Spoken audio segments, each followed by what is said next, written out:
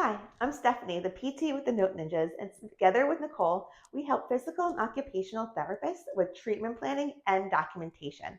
So today we want to talk about having our patients walk on uneven surfaces. So many of our patients want to go visit their family, their friends, maybe go to bingo, social activities, but they're nervous to go outside. It's not always straight. Even if you're going to, a popular place, sometimes grass might be uneven or the sidewalk. So we should work on this in therapy. It's a functional activity. Whatever they want to get back to, we can mimic in the clinic. So how we were doing that today is we were using a yoga mat, and underneath the yoga mat, we have some weights and tape. I'll show you right now.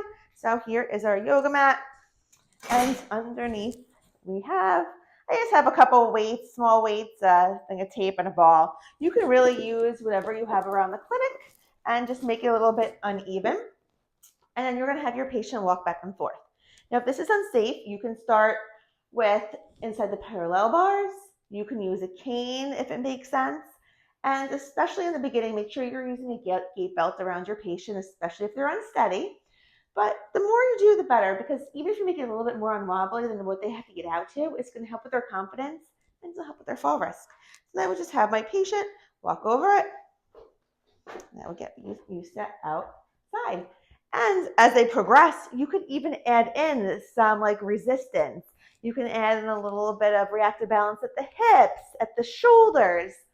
You can start adding some dual tasking, ask them questions, have them count by twos, or have them repeat different fruits or animals as they get a little bit better at this. And if you have a larger clinic, you can use a bigger mat, you can use a towel, you can really use anything just to really get your patient used to it, make sure they feel safe going out, relate it back to a functional goal. And again, it's all about documentation. Say what the goal is and what you're doing to get there. And then it's skilled, especially when you're adding what you are doing on top of it. What did your patient require during this activity? Did they lose their balance a few times, requiring physical assist?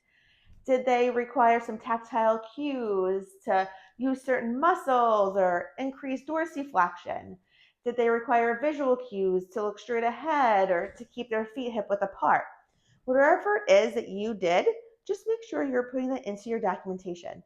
So tie it to a goal, see the treatment you did, and the cues that you provided.